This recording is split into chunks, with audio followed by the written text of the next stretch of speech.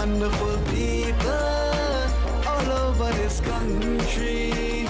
She is a beautiful Guyana will become the next Dubai, and we, the citizens of Guyana, are super excited to benefit from our homeland the same way the citizens of Dubai benefit from theirs. This is what life is like for citizens from the Emirate of Dubai. When you are born, your parents pay nothing. Your delivery and checkups for the next 9 months are all free. Then you grow up and you go to school. Local school in Dubai is free. And so are universities, because Dubai will pay for you to get a degree. I studied at Zayed University and New York University, both for free. Who's gonna pay for that? The government. Then you get married. If you can't afford the wedding, you get $20,000 to throw a wedding. And after marriage, every local Dubai family gets this: free land. Did you get free land? Yes. Did you get free land? Yes. Did you get free land? Sure, yes. And if you cannot afford the home, then you get a grant to build it for free. I also can't afford building a house. I can get a 0 interest loan on housing. Zero? 0.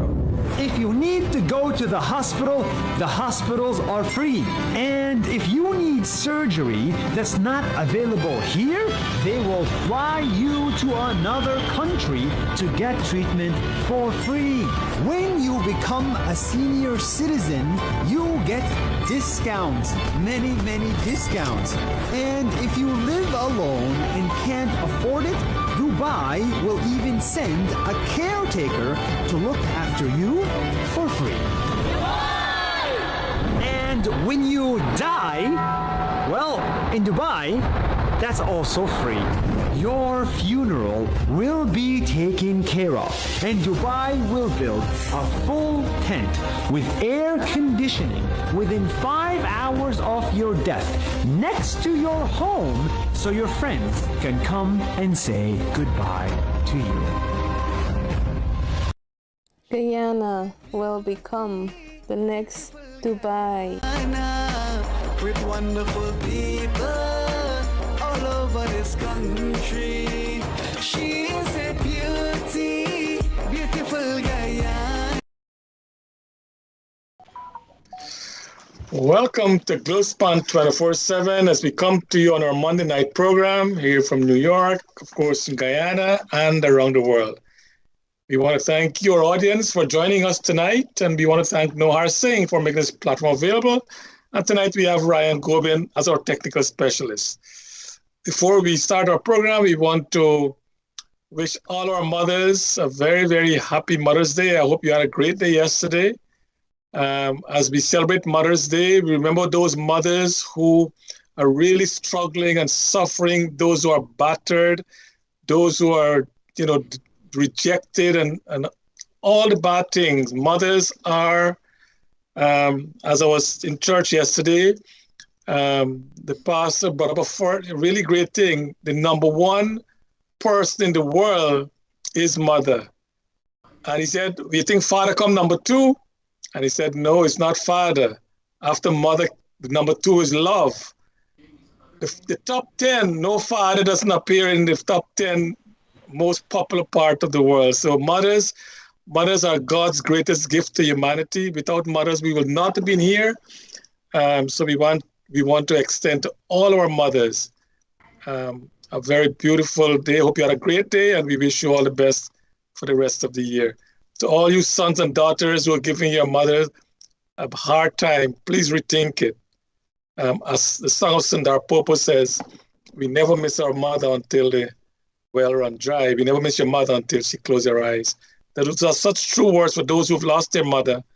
You know exactly how it feels. So happy Mother's Day to all our mothers. This evening, we want to bring to you, no stranger to us, the leader of the Alliance for Change. People accuse us of being AFC members, Dr. Rose and I. I don't think we are members of the AFC, but we always being accused of it. We are APNU, we are everything else under the sun. But we are Guyanese. For one thing, we're Guyanese, and we are very concerned of what's going on in our homeland. And we will give credit where credit is due. When the government do something well, we will give the government due credit. We have done that over the years. And when they're short, we'll raise the issue. And of course, some of our audience do not like that. They think we're anti-government. We're not. Tonight, we have Mr. Khemraj Ramjattan, as we all know him. He was a member of Parliament. He's still a member of Parliament. He was a minister in the last coalition government.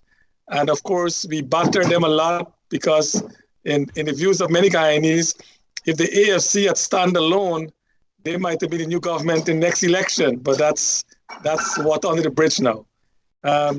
So, Mr. Ramzan, welcome to the program tonight. Thanks so much, Charles, and I'm happy to be again here.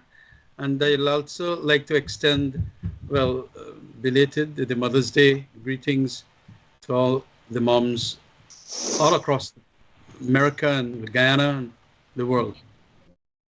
And I'm glad to be here, of course. Thank you. And Dr. Rose, my co-host. Dr. Rose, welcome. Thank you, Charles. Welcome, Mr. Ramjattan, and a happy Mother's Day, a belated happy Mother's Day to all our good mothers. Thanks. Well, all mothers are good, Doc. We might think they're bad, but in their heart, they're all good. Mr. Ramjattan, welcome again. We want to talk tonight on a number of topics, and we can start because it's the one that is most recent, has been in the air, is the ruling of Justice Kissoon. Tell us, what is your view on that ruling? Charles, I want to say that it is a landmark decision from a High Court judge, Sandil Kissoon, very bright young judge, and seminal too in the sense that it brought home for all Guyanese something that is going to benefit them, namely jurisprudence at an environmental law level and a contract law level. Generally, when we lawyers argue cases like these, there are certain issues that would crop up. Issues dealing with the area of the law, whether it's contract. And in this case also, it is hugely important for administrative, what is called public law, settling public law issues. And for those three areas, environmental law, what it means in relation to terms in a contract or terms in an environmental permit, and also the administrative law, who can bring proceedings to the court under our Judicial Review Proceedings Act. And so it is an extraordinarily important judgment on all those scores. But getting down to the actual core issue, I believe that it was seminal for the other reason that it makes sure that in Guyana, if there is an oil spill there and any one of the wells that are now bringing up oil from Exxon, that Exxon must take care via financial assurances, namely insurance and a company guarantee, a parent company guarantee, to the extent that all the costs of that oil spill should be paid by that insurance and the parent company. The parent company, as you know, is Exxon, the American company. They created a subsidiary to do business here in Guyana. So they are not fronting here in Guyana as Exxon, is ESSPGL, and they registered that company not in Guyana, in the Bahamas. This is how sometimes corporate organizations, transnationals and so on, deal with how to avoid what is called the what might be the burdens that will run with their exploration and exploitation of oil and other extractive industries and so on. Like when we had the gold thing, there was a lot of mercury, not mercury, I think cyanide that affected us and so on. And in a similar transactional way, they try as best as possible to save their monies and their companies from all these liabilities by virtue of doing all these things. What we did here via the brilliance of Vince Adams was that in each of the well that they're now going to put down, before they could bring up the oil, you have to get an environmental permit from the EPA. And thank God, Vince Adams, Dr. Vince Adams, made it a condition. And that condition was stated very explicitly in condition 14 of the environmental permit. It is, of course, broken down into subparagraph 1, 2, 3, right up to 10, I think. And it's made it clear that before you can go, you must get insurance, assuming there is an oil spill. And this insurance must be from some big company of repute. But even if that oil spill will cost more, you must have a parent company guarantee. And that parent company guarantee, we understand now, by this litigation, was not in place because, of course, for almost how many years now? Exxon producing oil, and they have not abided by or adhered to that condition 14. And so the action of Mr. Collins and Mr. White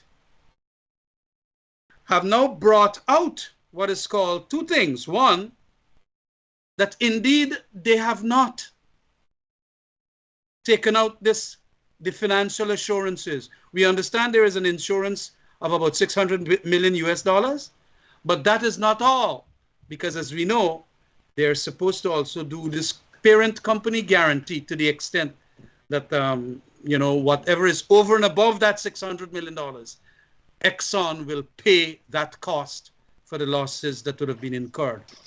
That has not happened yet.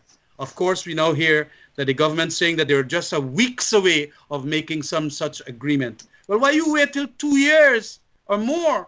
Because assuming now that there was nothing like that written up in any company parent guarantee, and we would have been the losers for it. Thank God nothing has happened, and I hope nothing will happen, but at least we must have that kind of company parent guarantee for over and above the $600 million insurance that they have taken out. And as I have said on several occasions, along with Mr. Vince Adams, who is the man that taught us about all of this, because he was the one that initiated putting this into the environmental permit. And that was for the Liza 1, the very first one in 2019 or thereabouts.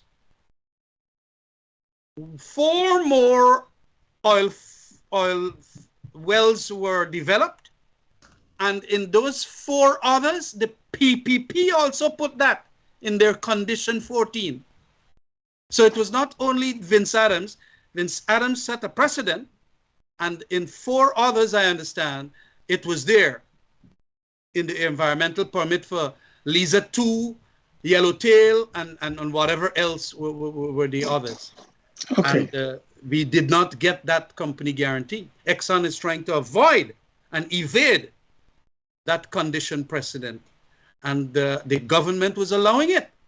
It's a shame. That is why I regard what the government is now doing, that is appealing the decision, as wholly unpatriotic, anti-national, and very much immoral. And quite frankly, it is defiling justice by virtue of wanting to appeal. If it's anybody that should be appealing this matter because they were made an added defendant when it was brought by Collins and White, Godfrey White, I think it's his name, Just 1 minute. I have the decision. Yeah, Godfrey White. Yeah, you're right. Godfrey White. It ought to be ExxonMobil. ExxonMobil has some of the best lawyers in America. ExxonMobil has some of the best lawyers here, the Lacous, and they have not seen it fit to file an appeal. Not as yet, not as far as I know. They have not seen it fit to file a... Yeah. We get a point. What I'm saying is this, and I don't think it's exclusive to Guyana, but it's politics around the world that we're talking with. I'm putting this maxim to you, this discussion. If you are still in government, and I'm just making up an assumption now, if you are still in government, and say Mr. Collins and Mr. White had taken the government to court to have this done, more likely than not, you as a government minister would have to be quiet. You couldn't speak anything. Why I'm saying this, let me say why I'm saying this. Because recently in the newspaper, Mr. Bolkan, who was a minister in the former government, came out and spoke against what the government is doing with this appeal. Mr. Patterson, we know he's been saying always against what the government is doing, but when the contract was written and published, all the ministers of the then government were very quiet. And I'm saying this to tell you, Mr. Ramjattan, that if the table had turned and Mr. Nandalal was the opposition parliamentarian, he would have spoken against appealing the judge ruling. Now he's the first person to say we want to appeal it. So I'm really confused about our politicians. When you're in a position of authority, you're saying one thing, but when you're in your opposition, we are saying something else. And in answering that question, Mr. Ramjattan, Mr. Rajendra Singh keep asking a really good question. And one question I think Mr. Vince Adams cleared very clearly, but I think they want the answer, to address what is adequate insurance and what is unlimited coverage. Well, look, I am totally against the point you're making that we would have been appealing a decision of this sort had the same situation occurred with we in government. No, that is not true. Why we wanted Vince Adams inside of that EPA was because we knew that he was going to be the boss in relation to these matters environmental. We knew that when we were signing on to the contract, we indicated a whole lot of things there. But we knew also at that environmental stage, you got to get this permit. What will this permit do? The permit is going to ensure, as Mr. Vince Adams had advised us. And that is why when the permit was granted, we were in government for that very first one that had the condition 14. We said it's perfect, go right ahead. If we were going to be against it, we would have deleted it. But we wanted Exxon to know that they must pay up. And so I disagree with you there, Charles, that we would have taken a different turn. I am saying that we were also very challenged by two things that happened that caused us, in a sense, to be forced into that contract. And one was, as I have said on several occasions, the 1999 agreement, it was for 40 years. Exxon indicated that if we want more than 1% of royalties, they're going to take a walk and go and explore. And also the model agreement that Jagdeo in 2011 or 2012 had indicated. So when they came to 2016 and they said they found this oil, we said, well, fine, we would like to have more royalties and all of that. We started and we indicated to them, but they said, no, we would not have gone and spent so much money to go into that deep ocean had we not know what we were going to get. And the model agreement was there. We tried to call people like Jagdeo to find out what this model agreement was all about. Why? You couldn't get Jagdeo. But he then jumped and said that it is the rottenest of deal. And people must understand, because you're going to get writers, history books is going to talk about it, that these were the two things, the 2012 model agreement in which Cribden confined us, and also that agreement in 1999. And to tell you honestly, we wanted the oil to come up too. And that is why we pleaded with them, not 1% royalty, but 2%, and they granted us that. And some other very minor things. So understand that. In relation to unlimited insurance and what is reasonable insurance and all that, I want to say that it is a very simple matter. In view of the fact that Vince Adams had a history of this thing, by the way, Vince used to deal with them in America as Deputy Secretary to Energy, one of the assistant there, very high up in the Obama administration. So he knew what calls to make, and that is why we had brought him down. When he indicated that it must be financial assurances, whether by insurance and company parent company guarantee, he knew what he was talking about. Exxon knew what they were talking about too, because you're going to take out the insurance, so the cost then will then go and take care of whatever cleanup you'll do to the extent of $600 million. But assuming it is more, the parent company, because of the profits they make every year, billions and billions of dollars, they will have to go into their pockets and deal with that. So Macondo and so many other spills have cost lots more than $600 million. And we in Guyana, as advised by Mr. Vince Adams, Dr. Vince Adams, was that it will cost billions of dollars. That is why initially they wanted to take out a $2 billion insurance along with the company parent guarantee, the parent company guarantee. And so that is what it is all about. So assuming that the cleanup exercise on the coast of Guyana and even probably the coast of Venezuela, because we understand it could float there, come up to $40 billion. The insurance company will pay the $600 million, but the parent company guarantee, that is Exxon, will have to take out $36.4 billion for that expense. And that is what it means. I think it's not asking for unlimited insurance. There is no concept like unlimited insurance.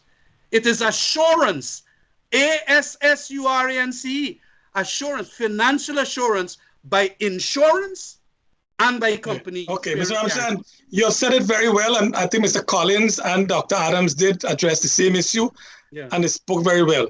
The insurance, the $2 billion insurance, is a cost on the insurance company, but that's is recovered as cost oil, so we pay for that. The parent company unlimited guarantee, there is no cost absolutely to Exxon. There is no record in their books.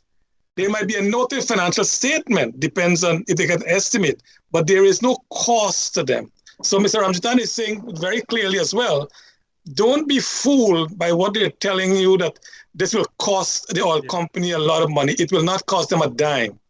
All they're saying is that the parent company must have a guarantee that if it happens, and we pray God, as Mr. Ramjattan said, it will never happen. We hope it never happens.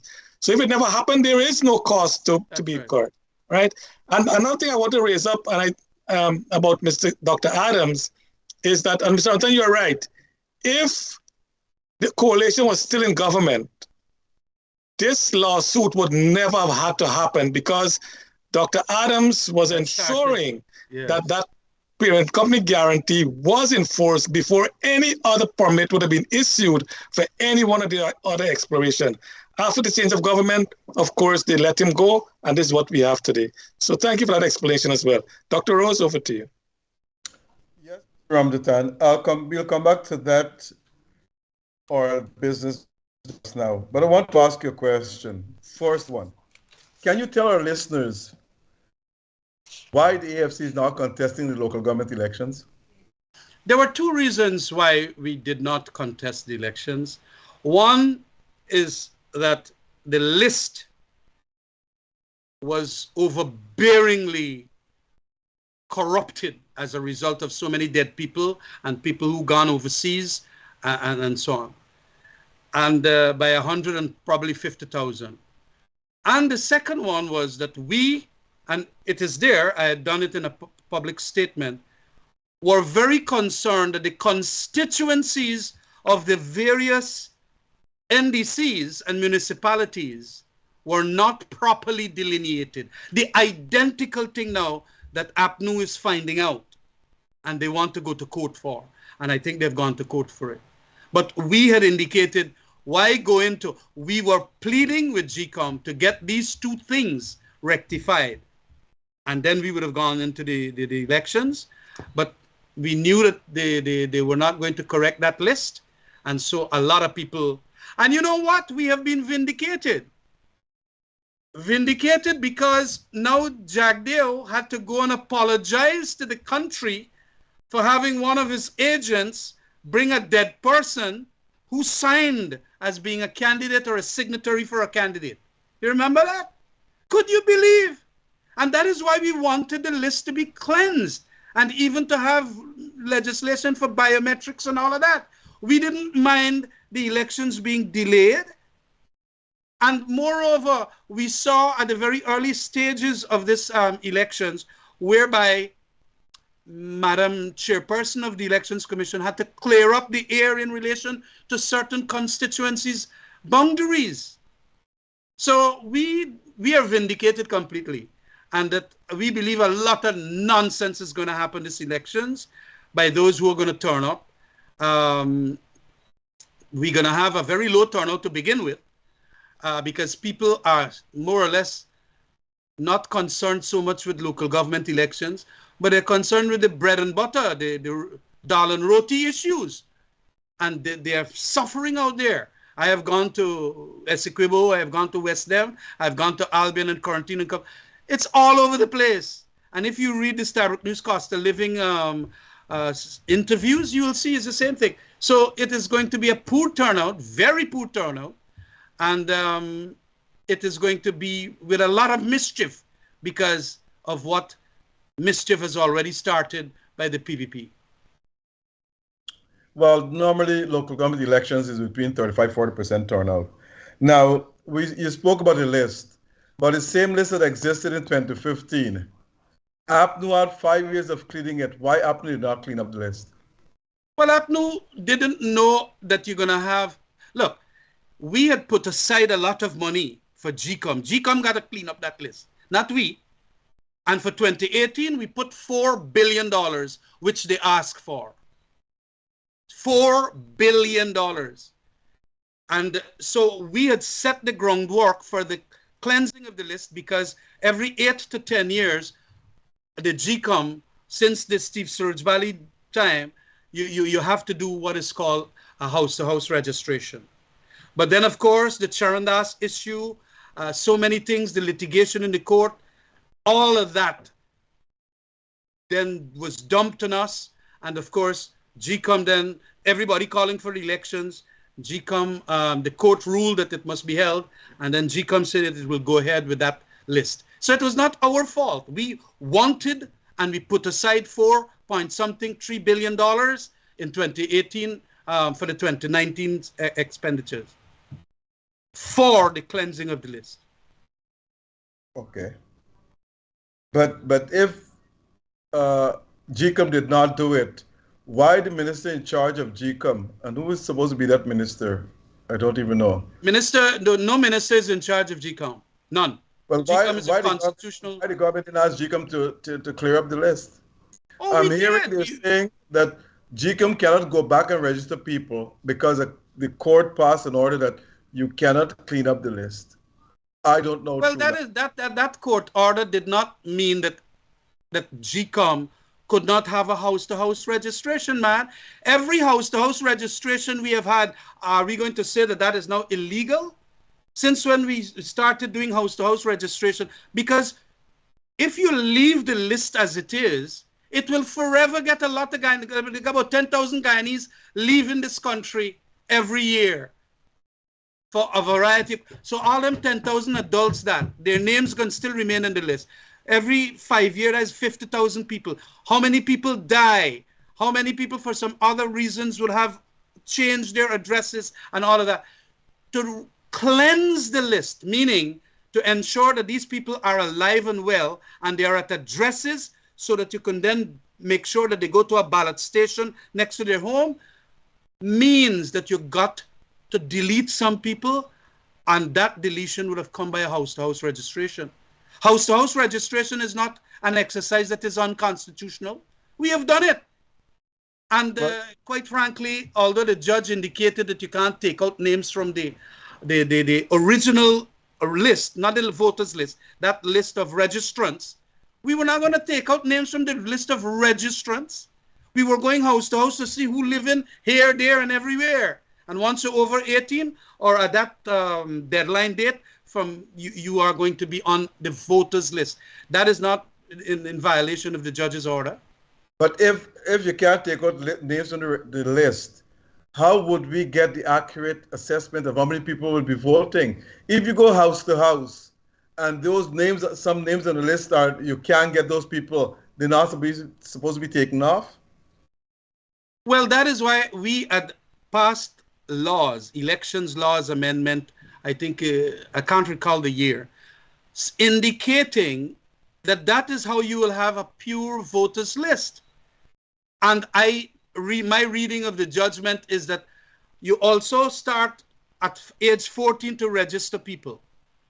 That list of registrants is something will be different from a list of the voters. And to the extent that you do it by house-to-house registration, you are going to know who and who ought not to be there because they're not resident. And it is my view that a house-to-house registration was going to correct the thing. However, there it is. They're not appealing the decision to carry to the CCJ. Based on that first instance judgment, they then pass a law to do away with house-to-house registration. And that was the silly thing of this government. Do away with house-to-house registration. So I don't know what will be the basis. They're saying that we have to go and do constitutional reform. And at the constitutional reform process, we must put in an article in the Constitution that says a voter must have a residency requirement. I have argued that the residency requirement is already in the laws. But when it suits them, just like this Sandhill Kissoon's case suits them, they're going to go and do all kinds of convenient things. So they went to court and they deleted house-to-house registration from the laws of Guyana. Okay. So we can only correct it in a constitutional reform process. I hope that the PPP will support it. In the last three elections, 2011, 2015, and 2020, the parties that won the election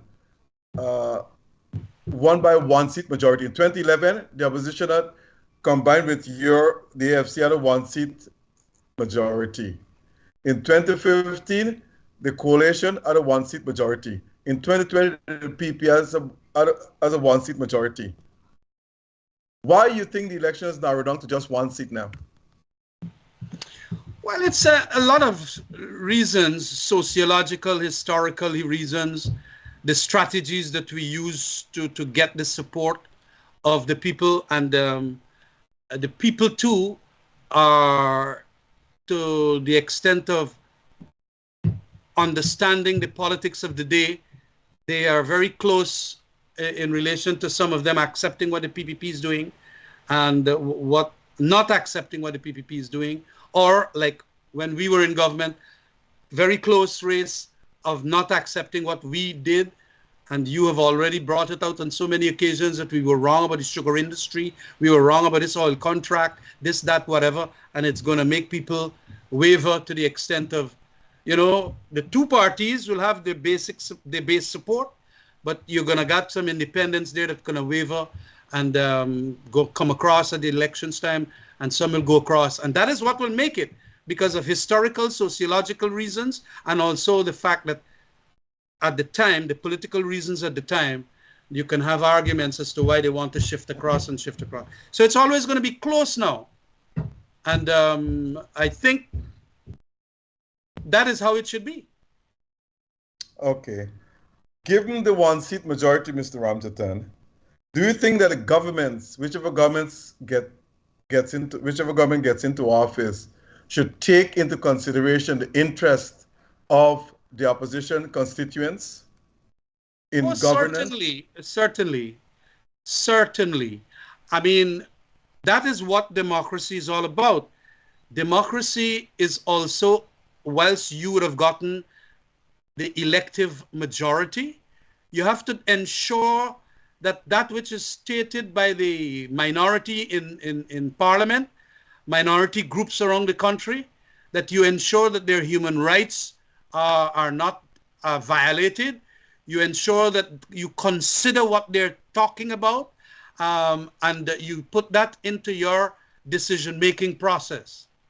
And good statesmanship, good leadership then will apply to the extent of you then argue the case. It's always arguing the case from logically, and sometimes not only logically, but by experience, arguing that this is what we should then do at the executive branch.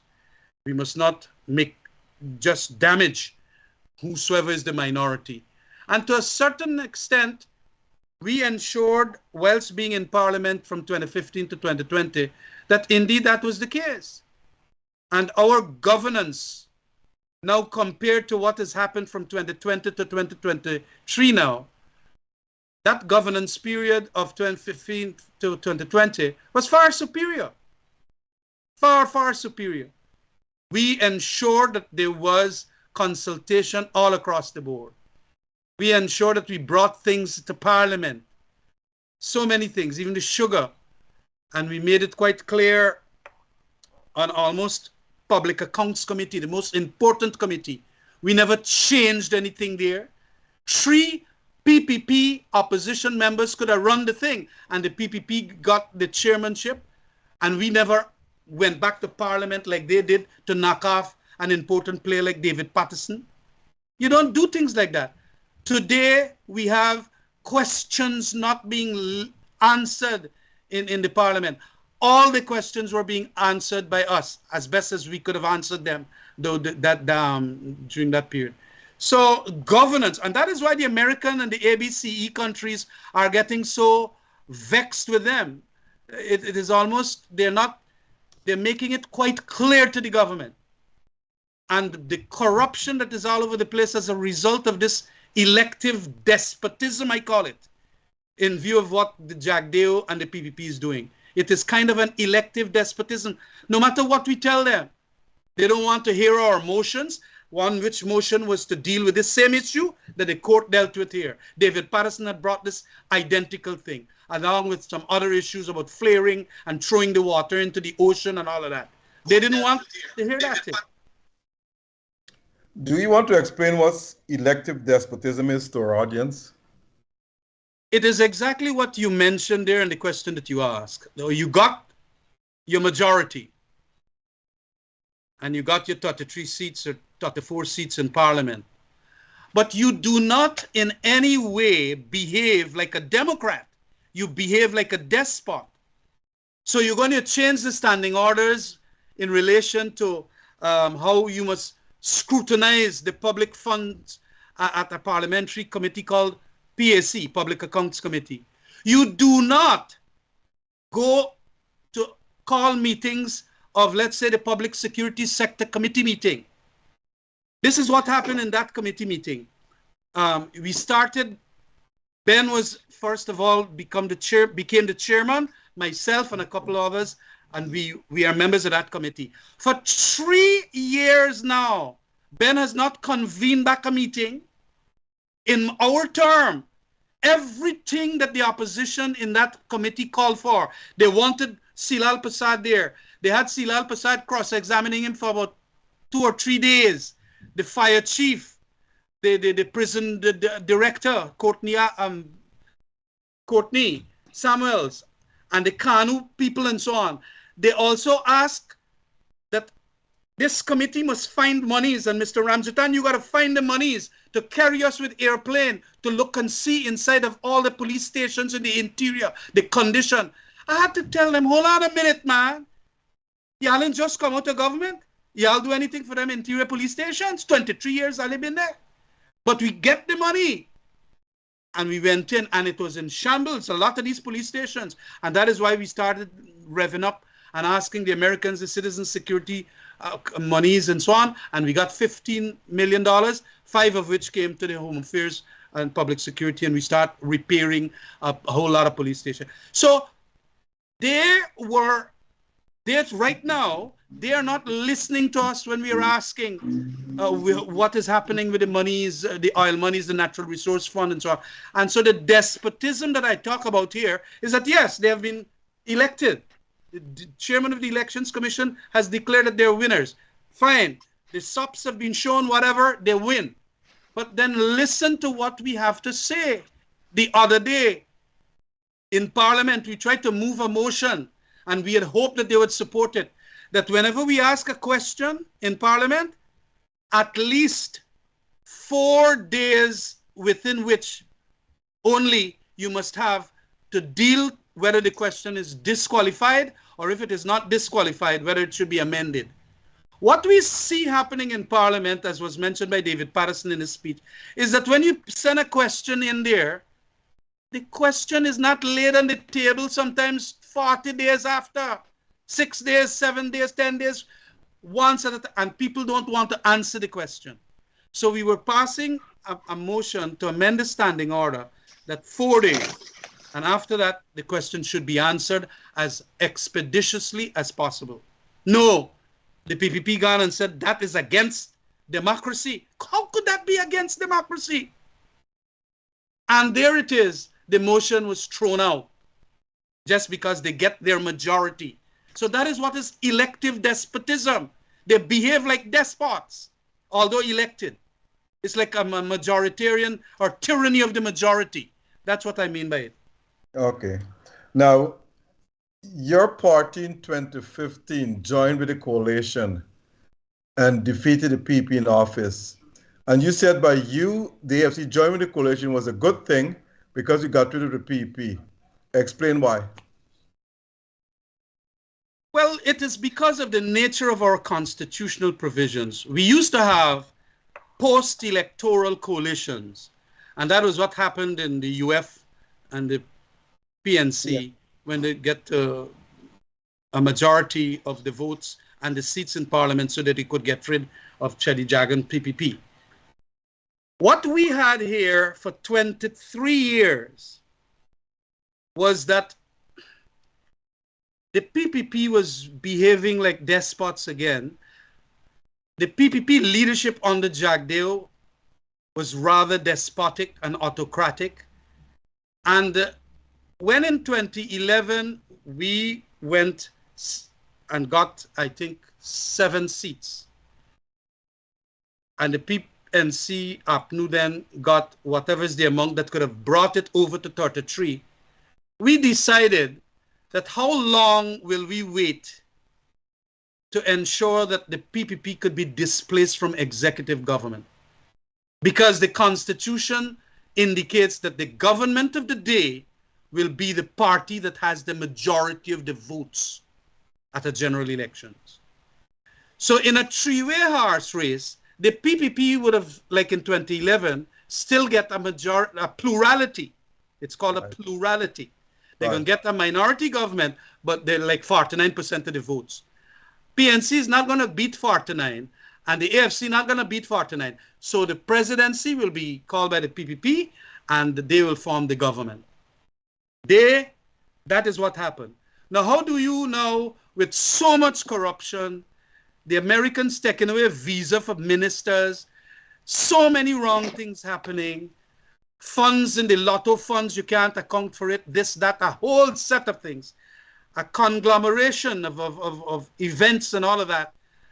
And that, we then decided, look, we're going to do some surveys.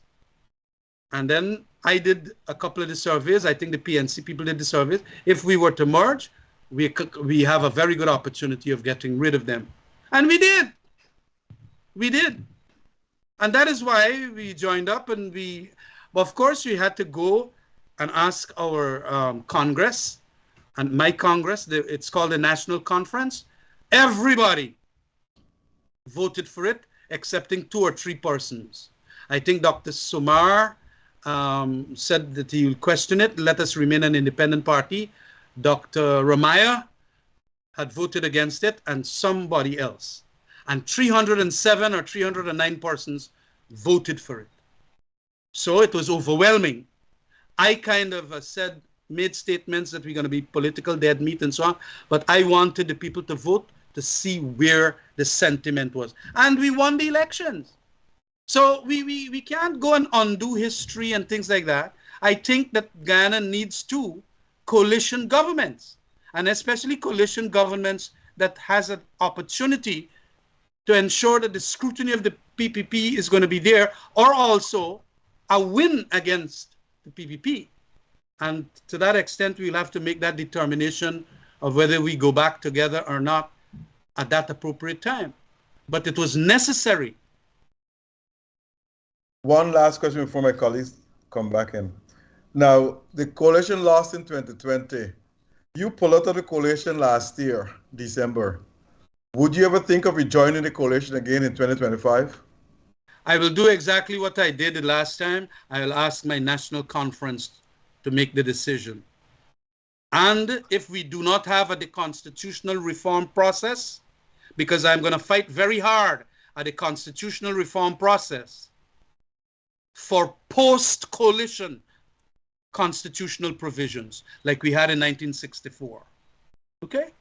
If we do not have it, and the poll says that we have an opportunity together again to be the PP, why not? And especially if my conference supports it. Of course, we will have to ask for a strengthened Cummingsburg Accord. We don't know what will happen yet, but I am certain that all of those are going to be met. Because how else do you get out of this elective despotism? Charles? Mr. Ramjattan, you made a point about Parliament, and your party proposed a motion which was defeated by the PPP. My question to you is, why wasn't that motion put in place when you were in government to change the rules then? Because we were answering the questions within, literally, first of all, laying it for a 4-day period. Mr. Barton Scotland, our speaker, whenever any question was asked by Gail Teixeira or anybody, and this question was sent to the clerk of the Parliament, he made sure that within 4 days, it was tabled in the Parliament for the minister to ask. So there was no need for us to change the standing order. We are not finding that to be the case now. That is why. So what is the standing order? Tell our nation what the standing order is. The standing order is largely leaving it up to the speaker to put it there on that table. This is what happens. Like, assuming I were to ask a question, where is the natural resource fund monies that were supposed to go to the Amerindians or whatever? Did $400 million go to them? And you ask that question. In our time, largely, very substantially, almost within the 4 days, it was tabled that the question is coming from Mr. Ramjattan to the Minister of Finance. What has happened to that money? And the Minister of Finance will then answer. In our administration, that is what happened. There is a 4-day, generally a 4 to 6 days. What we find now is that when you ask the PPP ministers, the very first thing is that the clerk, who's supposed to then get the questions on the paper and tell the speaker, Mr. Speaker, there is what is called a question coming from Mr. Ramjattan. It takes lots more days now for the question to be laid. It is one thing to get it expeditiously laid and then an expeditious answer to it. Some are taking 80 days. And so that is why we think Mr. Barton Scotland, I mean, a lot of people talk a lot of nonsense about Barton Scotland, but Barton Scotland, unlike the PPP, heard the no confidence motion. He deferred it after the budget. Remember, it came in September month. He deferred it after the budget, immediately after the budget. When we had put a no confidence motion on the PPP in 2014, is it 2014 or 2013? When Moses Nagamutu, they prorogue Parliament. They hide behind a prorogation. So the same attitude of not answering questions or motions hiding behind prorogation, all that. That is what they do by delays. And the standing order does not specify a 4-day period that it must be laid or tabled and so on. That is what we were trying to do. Okay. Make specific. All right. Recently in the news, the people of Linden were complaining that the manager for NCN Linden is a candidate on the PEP list for local government election. And they're accusing him of not giving an airtime, that is APNU, to have their candidate present their information to the voting population.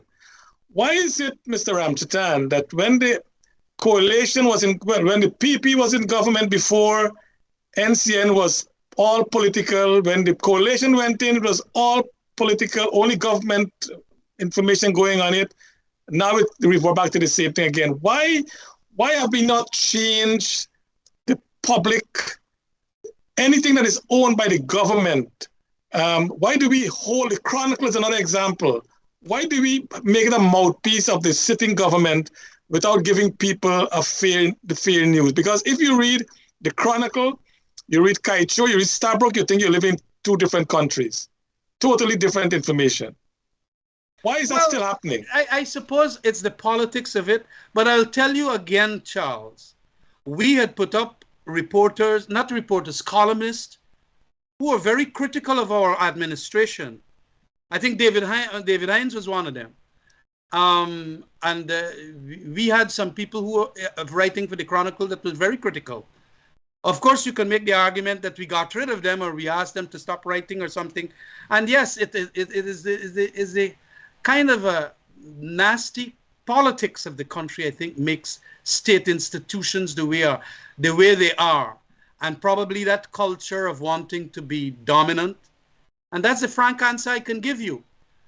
But I believe that greater leadership and greater statesmanship and a little more experience as we go through these things now should tell us that that is not the way to do it. That is not the way to do it. And I am hoping that more and more of our leaders are going to understand that, whether they be on the opposition side, and behave a little more noble and a little more honorable in relation to these political questions about when it is state institutions or state newspapers and so on, that the balance still remains as if they were in opposition. What is your view of the government owning a television station and a newspaper? Should that happen, or government should divest himself of that responsibility? I believe that the state has a duty to have certain arms to give its views and versions and narratives out there. But they must be, of course, balanced, genuine, and objective. And I believe both the major political parties in this country, and I don't think that the AFC has a different position, although the AFC caveat will be that there must be some charter like the BBC. We had spoken about this years ago, myself and Sheila Holder, which will then ensure a certain independence of state-run media, whether it's NCN or Chronicle and any other social media too. They should give that balance. But all the parties, major parties that is, agree that the state should have an institution that it could use for giving its narrative, because sometimes the private sector cannot or may not want to do that to the extent that the state feels safe. Recently, Guyana, the Guyana Press Association had their election, and there were some kind of written back and forth in terms of is it a private institution? Is it a registered institution? What is it? I know the critic had went to court to stop the election, and the Chief Justice ruled against it. What is your take on in the Press Association? Are they anti-government? Are they pro-opposition? What are they? I think they're pro-freedom of expression and freedom of the press. And, you know, years ago, after doing a program at University of London, I wrote a major piece. It was based on a little thesis that you had to do in University of London. Wither the press. Wither the press. a liberal perspective on freedom of expression and freedom of the press. And it is important that freedom of expression and freedom of the press remains that bulwark that is going to hold up democracy. And you can only get that freedom of press and freedom of expression by a media outfit, or what you call the Guyana Press Association here, like in Guyana, that can handle its journalists to the extent of ensuring that they are protected from the state. And I believe that the Guyana Press Association is very much needed, because if we do not have it, press freedoms can wither. And that is why I had said wither press freedom in Guyana, because even at that stage when I was a member of the PPP, I had seen how Jagdeo was handling the press. Oh, it was terrible. And he was cussing up judges and all of them. I remember as president of the bar, he was, an injunction was granted, I think was DDL, for buying the molasses out of Skeldon, and they injuncted the sale to another person and so on. And he started cussing up. And the press started writing about it, and he started shouting down the press and all.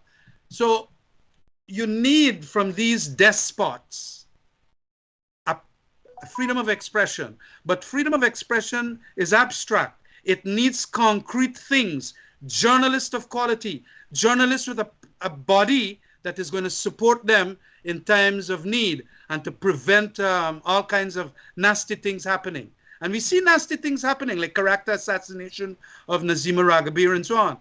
And just like in America, where you can have, on occasions, the freedom of the press going haywire, you need that media association or press association to ensure. And to that extent, then, I believe that what was happening was where the government of the day, and especially Mr. Jagdeo, wanted to, first of all, take over that press association by doing damage to the existing leadership, saying that they don't have a constitution, they don't have this, they don't have that, and a kind of a character assassination of the players that have been there for decades, you know, and utilize, I think, Mr. Neil Marks for purposes of doing that. That is a shameful thing. He should not have done that. That is the fourth estate. It's like the fourth branch of government. And you have to be very, very cautious about what you say.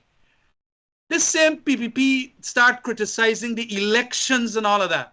You know, let me tell you something. Jagdeo must look at himself before he start pelting stones at other people's houses. Do you know that the PPP has not had elections at a national congress since 2016? In 2019, they held it back because they say elections come in and we get the thing from Charandas and this and that and whatever. We ain't gonna go and do it. I know the history of the PPP very well because there's where I came from. In 2022, another 3 years come and pass. They didn't hold it. Jagdeo is the general secretary. But you want to go and cuss up Nazima and Press Association and all of them, and he has not held his elections from 2016 right up to 2019, which was the first 3 years, and then 2017, 2020, 2021, 2022, no Congress of the PPP. I got a PPP constitution in Midrahi. This is what you're talking about, elective despotism. Well, Mr. Ramjattan, we pick out Mr. Jagdeo for all his shortcomings, but isn't that what our politicians always do? That is not true, you know, Charles. Charles, but can I just finish, if you don't mind? Governments like to take control of everything, and the coalition, they took control of everything too. So when Mr. Jagdeo want to take control of the GPA, it's also another arm that will give the government side of the story, and stop bashing the government, so to speak. Now, so it is not Mr. Jagdeo alone, Mr. Ramjattan. I think politicians generally like to be in total control, especially third world politicians, where there's hardly any accountability compared to the first world, where politicians go to jail. I've never seen any politician in Guyana went to jail for for political reason. They went because of some other issue. But in terms of governing and politics and bribery and corruption, I don't think any Guyanese politician ever went to prison. So politicians like to be in control. My question to you, Mr. Ramjattan, do we have professional journalism in Guyana, or do we have talk show hosts like Dr. Rose and I, who don't know anything about journalism? Professionalism. Nazima Ragabir is one. Dennis Chabrol is another one. You have Svetlana, you got the Marcel from Stabroek News. And Stabroek News itself is a solid quality newspaper. Kaichor News got its Dembais and so on, but Kaichor News too. And I believe that in some other newspapers, there are genuine journalists. Village Voice. Times got one or two too. But what I am saying here is that you must have a body that is going to ensure that even the proprietors of newspapers do not damage the independence of the journalistic fraternity. Because although you might have a proprietor, let's say Mr. Ramroop, who owns the Times, he might want to direct the lives, or Stabroek News, they might want to, whosoever the owners of Stabroek News, it's a set of companies, they will want to direct where do the journalists go to have, it's like the Bar Association. You know, the Bar Association is that body that is going to protect the lawyers. It is a body incorporate. We don't have a corporate method. And although it would just got a business name, as I understand it is an unincorporated body of people and that look after their interest. It is something like a trade union, but it is not registered because there is no law. Trade union got a certain trade union act. You could register under Trade Union. Companies Act, you got something. And probably that is why myself and Raphael and Sheila Holder, when we did the AFC, we are the only political party that ever took out and got ourselves into an incorporated, we are AFC Inc. that owns all the properties and whatever, the motorbike and so on. We did that for purposes of ensuring that it could be sued. When you do not have an unincorporated set of body, you got to go sue everybody there. You got to go and sue, like in the PPP, if you want to sue the PPP for anything now. You got to go and sue Jack Dale, you got to go and sue 22 of them at the executive level. And it is important then that we understand that, okay, it is unincorporated, but it is a body of people there that is managing the affairs of that organization that is constituted of so many members, whether they are like a political party like the PPP or PNC, or whether they are a journalistic association like the Press Association. You brought up? And I want to make this point too, because you're giving the impression, look, leadership is important. And take, for example, the one that I gave just now. In the Public Security Sector Committee of Parliament, when we got into government, we named the people who is in this parliamentary committee to deal with security. And I asked the members of the opposition, Gail Teixeira, Harry Gill, and a couple of others, what is it should be a worksheet of events, what we will do. And they literally did it for me by virtue of saying, we want to ask the Commissioner of Police, we want to ask the Fire Chief, because public security had all of these people who are heading the various institutions that came under me. And we work out a work program, when to call these people, and I allow them, ask them any questions you want. I was chairman of the committee and found monies for them to go and do what is called inspections of police. That is fundamentally different from what is happening and what happened prior to 2015. In 2015 and prior, they never used to call this Parliamentary Sector Committee. It was set up in 2002 in the constitutional reform process because we felt that at a security level, the PPP didn't want to tell us anything about how the police force and so on is being run.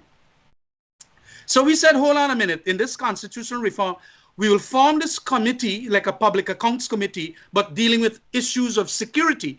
And we are going to behave responsibly, because you could have in-camera positions and so on. So they can give us information, but we're not going to go and tell the public and so on.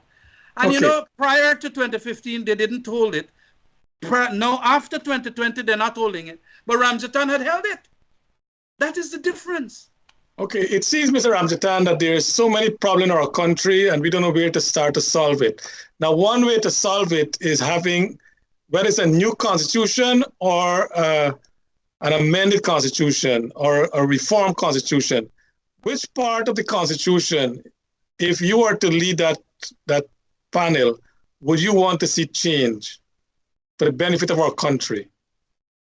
Well, the presidential powers, certainly. All executive power reside in the president. Getting a new GCOM arrangement will be a second one. And strengthening constitutional bodies and especially their financial arrangements. I still feel that we have to do more in relation to financial arrangements for constitutional bodies. And those are primarily the three. Diminishing the powers of the president, the executive presidency that we have. GCOM, probably some new arrangement for chairpersons or expanding it by 2 people who are going to be civic society members. You know, we got 3 opposition, 3 government, and the chairperson who is, after a hammering out process, will be agreed to by both parties, the opposition leader and the president.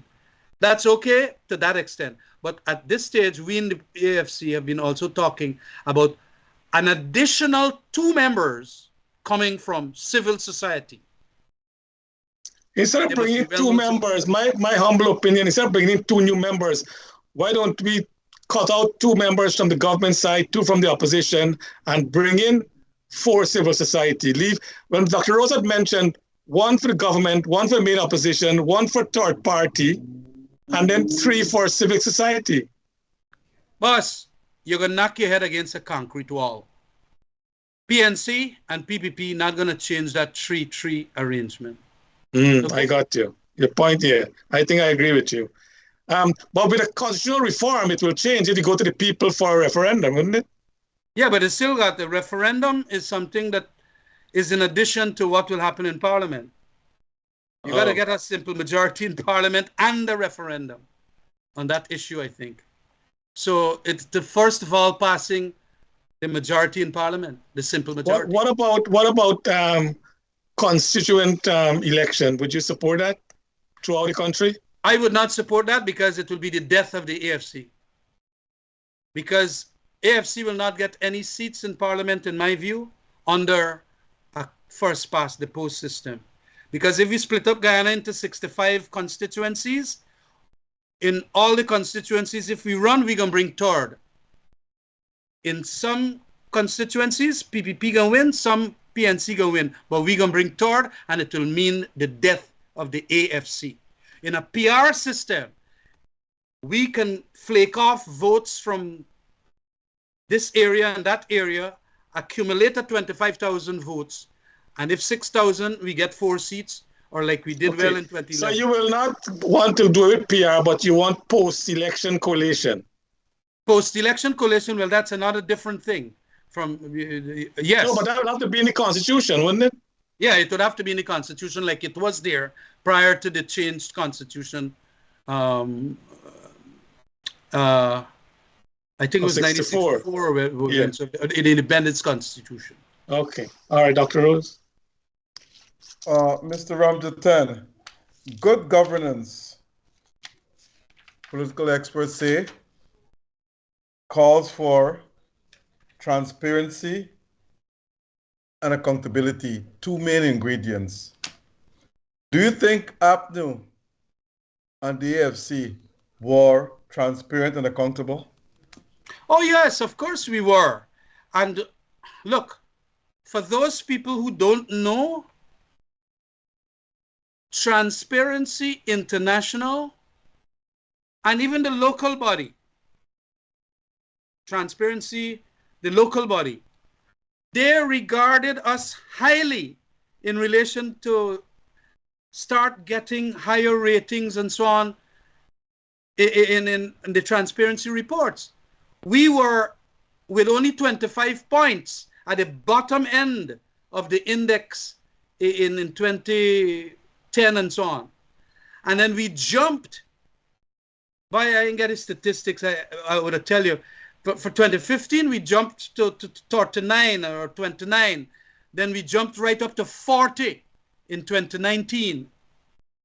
And we, instead of being at the bottom with Haiti, we started being with two countries, Estonia and Greece. That was what the report, you can go and Google it and you will find that is where we took it. We got so improved in relation to our governance and transparency. And again, I give you the example of what we did in the Parliamentary Select on Security. What we did at Public Accounts Committee, we didn't change any rules. Come on, that fella, Irfan Ali, was the chairman of that thing. And he got all that he wanted. Although it was scrutinizing their 5-year term. You get it now, and then some of them, they didn't want even to ask questions when they realized what they were doing, hiding monies and so on. And so it is important. We have been asking for monies that have been given for flood relief, fishermen's money, the severance, double severance payment. Please put it transparently in the website of the Agriculture Ministry or the Ministry of Health. So we're going to know who and who get the 250 double payment for the severance payment for the sugar workers and so on. They don't want to put it. I mean, if you're giving them the money like that, why are you not wanting to do that? That again is elective despotism. And the flood relief, we understand because I have gone to Maikoni, Bari and so on at the back there. And the people tell me that some people get $6 million and some they get none. And about 40, 50 head of cattle and so on during that flood, destroy. Why don't you want to do it?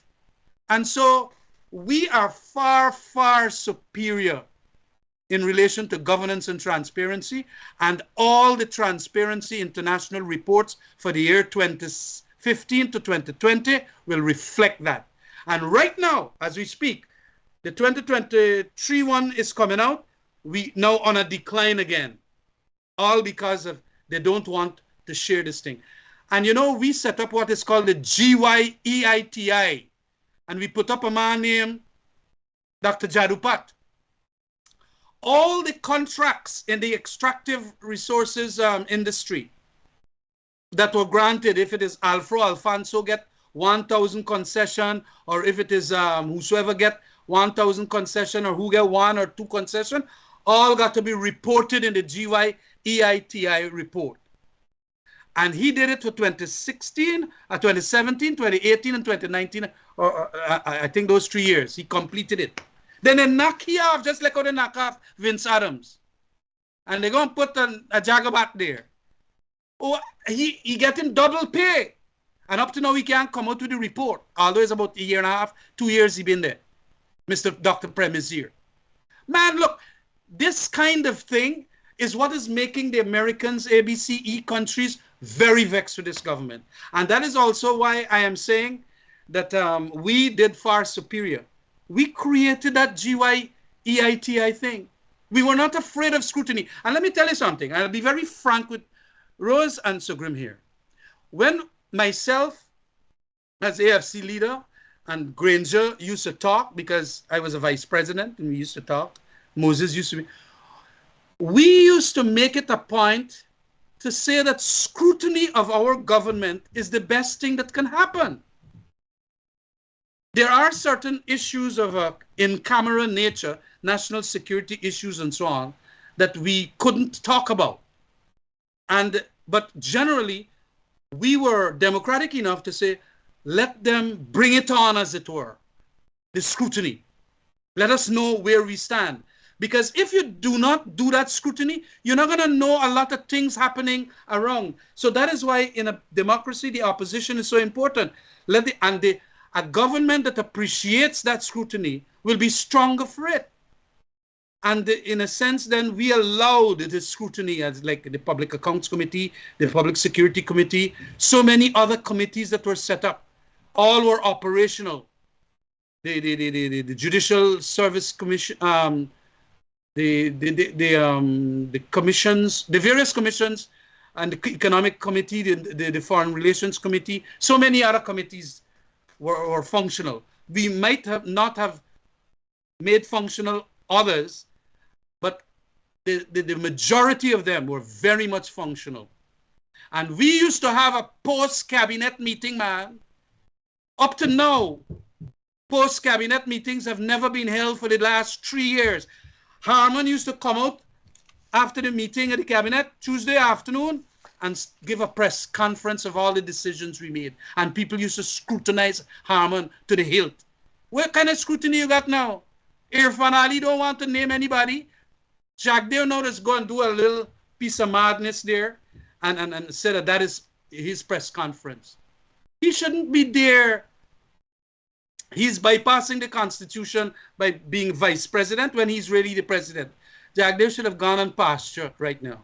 Go long away. Go write some book or something. 2 terms and no more. We had made that 2-term limit based on your Constitution of America. It is in very general terms. 2 terms and no more. But not that Barack Obama will come back as a vice president and be in charge of oil and aerospace and SpaceX and all kind of thing, like what this one day in here. That is a bypass. The convention is that once you serve your 2 terms, come off the scene completely. But no, that fella controls everything that matters in this country. The oil, the finance, this, that. He talks on local government elections, everything. That was not when we formed that constitutional reform process, 2000, 2002 period and so on, and then did other amendments to the effect. By the way, he's the one that signed the 2-term and no more. He was the president that assented that constitutional amendment. Look where he did now, vice president. Not vice president, he's the president. He's the one that literally selected Irfan Ali as against Vindi and Attorney General and Frank Anthony and so on. He said that is the person. That is elective despotism. So none of them could talk anything. They can't have a voice. They're scared like hell. And then people like me who used to be in that same Central Committee room arguing with him, kick you behind out. But this is what the Guyanese people will have. And then he is going to say, well, this is how things must be run, this is how it must be run, and then that is why we are where we are. So a new, fresh leader just cannot spread his wings around and his influence around. No, that is dynastic policy of when you have a man vice president and he served out 2.5 terms because he served half a Jagan term too.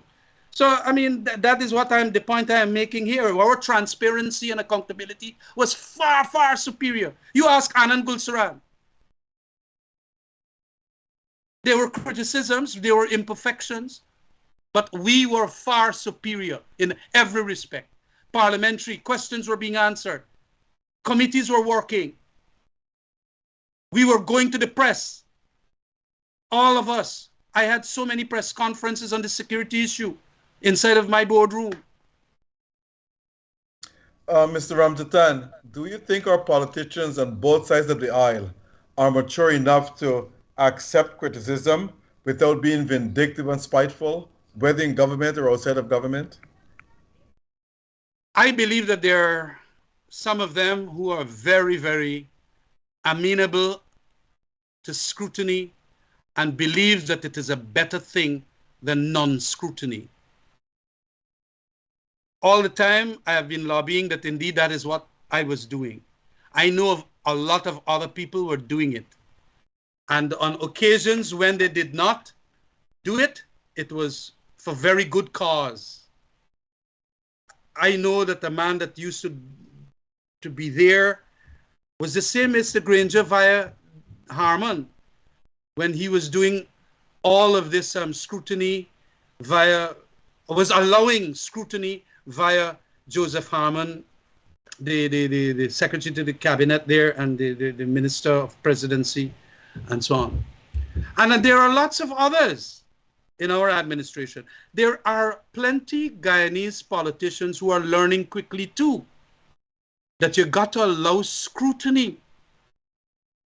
And but I am aware that in that PPP, there are lots of them that don't like it. And that culture is spreading because the numero uno, Mr. Jagdeo, is there. And I don't know if it's only economics he learned in Soviet Union. I think he learned propaganda, and that is what he does. How to dominate and how not to accept scrutiny. And that is why I believe that the PPP is getting so miserable as a political party now. And why it is that he don't want even to have elections. 6 years has passed since the last one, as I mentioned. And so that kind of thing is now acculturated into the PPP. It is in their DNA now. Outside of that, I think a lot of the politicians in the AFC want scrutiny. I know Kathy Hughes wants scrutiny. I know David Patterson wants scrutiny. I want scrutiny. And we believe, that is why in our constitution we had said we are liberal Democrats. You got to live the examined life. If people want to ask you any questions, allow them, because it helps your party to do better. Quickly, they say Guyana become like Dubai. Do you think so? Look, I hope so. I know that the monies are badly being, there's misspending of a lot of the monies. You know, when we had signed on to that agreement, we had a fair idea of how much monies and so on would come in. And indeed, yes, it is now coming in. But we had also brought in a very, very knowledgeable economist called Sir Paul Collier, one of the brightest economists in the world. He is now the Oxford professor, and he had worked in the World Bank and so on. And you probably knew that. And he had indicated that indeed with this money that you're going to get, notwithstanding the imperfections of the agreement and the deal and the pressures these big Exxon must have put on you guys, whatever money, if it is spent well, you will be the Dubai, we didn't use the Dubai, the richest country in the Americas. And I didn't understand. He said, yes, look at your population and look at the wealth that will come in as a result of this thing. And if you also ensure that you open up, because you could do like Singapore, you're not very democratic, but you can do your policies orientation to a certain extent whereby you're going to ensure that your workers get a good salary, but also the infrastructural work, educational, health, and so on will be provided for. And he gave us a brilliant lecture as to how it ought to be done. Boss, and what I am seeing here, because that is a man that knows economics, a professor in the Oxford University of London, of Oxford, England. But this chap here, he wants to control the thing. And Ashley Singh, I don't think, he is like a toothless poodle. He will go along with Jagdeo, whatever Jagdeo tell him. And so when I listened to what the man had said, as against what is happening in Guyana, although I hope that we're going to be at Dubai, I have tremendous hesitation in saying that it might occur. It would have to probably be longer time. Quickly. But it is, yeah.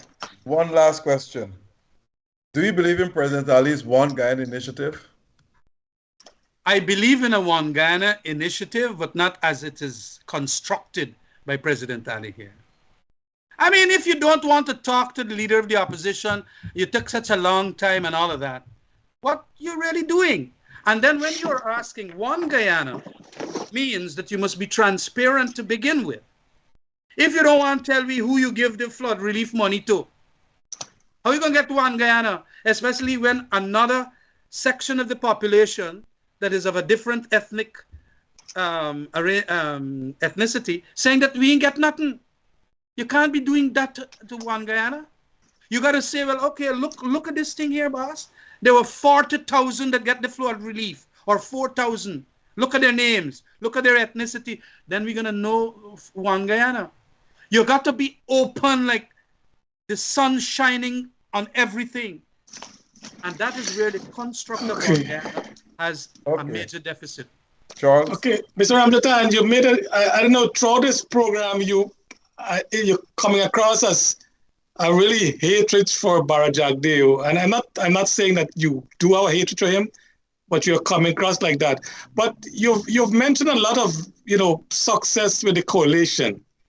But the coalition also shot themselves in the foot. With the no confidence motion, the constitution is very clear, election after 3 months. You guys come up with jumbie math and you said 34 and all this nonsense, which we all know was not true. Whoever came up with that dragged the country through. Then after the 2020 election, there was 5 months of what want to be rigging the election and so on. So even though you have mentioned all the good things that the coalition did, and I think that the coalition did some great things. I think, putting Vincent Adams there at the EPA and so on was a master stroke, and he was independent of the government. But you guys shoot yourself in the foot.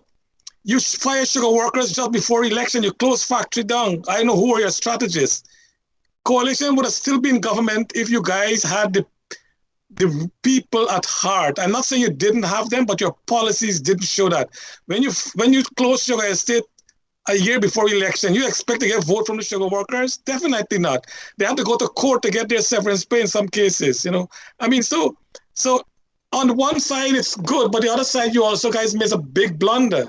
And I don't know if the Guyanese people are going to trust you guys to come back. But having said that, Ray Dagger is walked from Crabwood Creek. I think today finished at Essequibo. Did the AFC support the walk with Ray Dagger?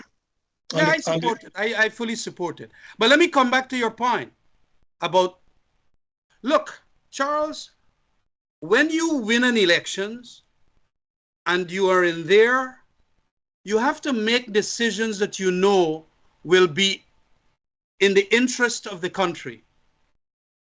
And if it was an unpopular decision, and it was not nobody tell me, Granger gave me and David Patterson literally the authority to go and talk to people like Clive Thomas and so on. So it was not necessarily an APNU decision exclusively. It was a cabinet decision indeed, but I was very much behind that decision because I do not want my East Indians to be cotton cane like the PPP wants them to. When we studied the thing, intergenerational dependence on cane cutting is a bad thing for Guyana. And we just signed up the oil agreement. So we knew money was going to come into the country. And the oil, the sugar was sapping our country. It's about $30 billion we poured into the sugar. So we had to make a decision to right size. If the decision proved to be unpopular, if the decision proved to be unpopular and we lose an elections, well, we shoot ourselves on the foot. What was the correct decision to make?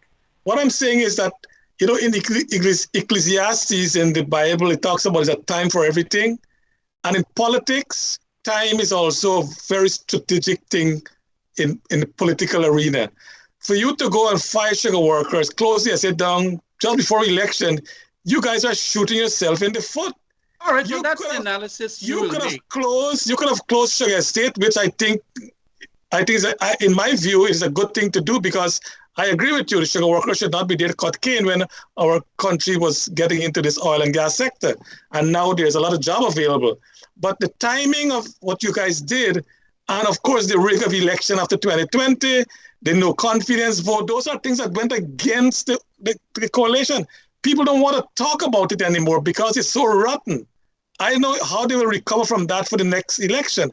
And that's why, in my view, the PPP is working on that scenario and they will get the majority vote because they're telling the people this is what the coalition did, and they come like the PNC, and you fought against the PNC in the PPP or rigged the election, and that is what we were getting in 2020.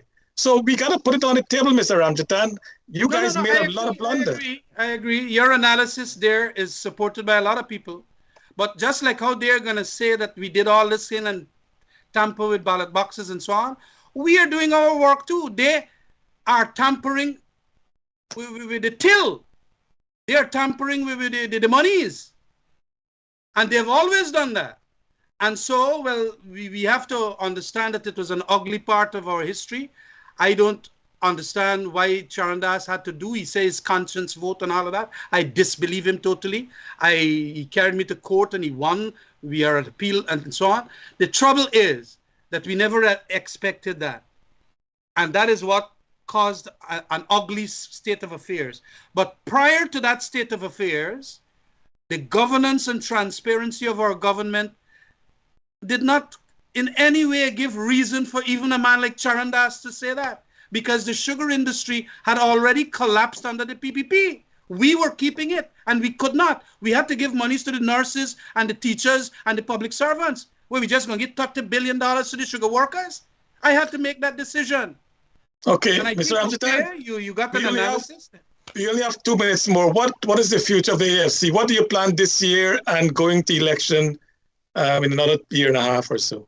Well, we were going to go into the constitutional reform process with some vigorous amendments, especially post-coalition government and so on.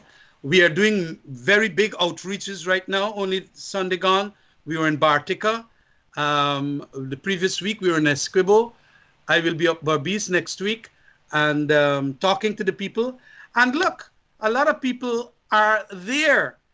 And I understand that y'all do some poll. We still there and thereabouts.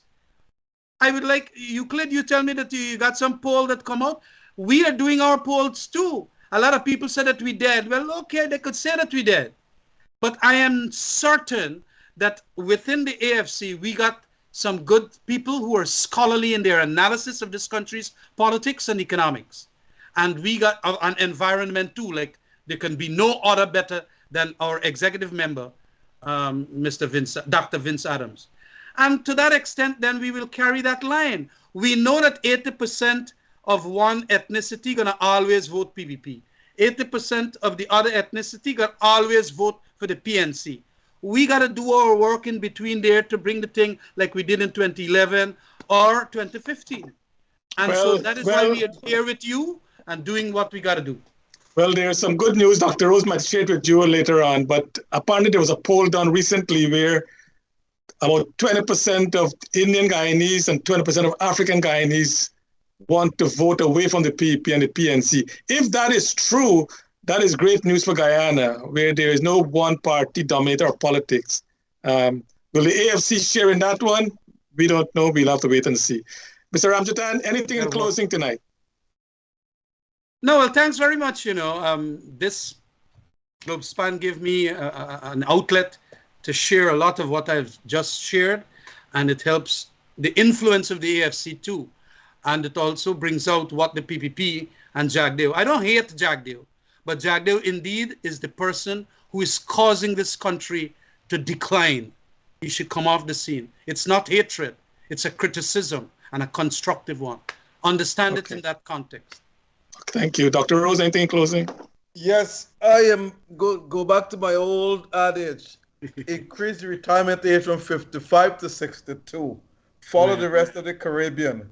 At 55, people are still in their prime. And when they retire, they go on to another country to give all the expertise to that country. 2, increase salaries for public servants to $150,000 starting salary. You said 200,000, Charles. No, 150 should be take-home pay. Okay. Now, GT&T and Digicel, shame on them. It's about time you improve the internet services in Guyana. You're charging people $7,000 to $9,000 a month. If the internet breaks down for 2 or 3 weeks, you're forcing the people to pay the same monthly payment without any deductions. If they don't, you disconnect the internet services. Shame on you, GT&T. And We gone past colonialism. This year we celebrate 57 years of independence. And our top university in Guyana is still, the head is a vice chancellor. That's colonial. Name the person a president and a vice president. Get rid of those colonial stuff. We must move away from that. Called Mrs. Paloma Mohammed Martin the president and name a vice president. Get rid of, how can you have a vice chancellor be the head of a university? A vice supposed to be secondary. A second person, vice. President, vice president. And she's the head of the university. What is that? That is the colonial mentality that still prevails in Guyana. Get rid of it. Name the person, president, vice president. All universities in the Western world, president, vice president. Only in Guyana, a vice chancellor is the head of a university. Those are my beefs tonight, and I hope the listeners and those in authority will listen and take action. Plus, there's something that I still can't understand. When a person is employed in the public service, he or she has to wait 3 months before they get a first salary. Another person has to pay transportation back and forth to work. That person has to dress. That person has to eat. What happens in those 3 months? Why it takes so long, 3 months? Please, all right, doctor. please, let us become the Dubai, but we can't come to the Dubai if we don't rectify those little nuances. Make Guyana a progressive nation, a technological nation, and then we head to Dubai. That's my Thank you. Thank you, Mr. Ramjattan. Thank you, Dr. Rose. Thank you to our audience. Thank you, Nohar, and to Ryan. Until the next time, God bless our great country, Guyana. Goodbye. Thank you and good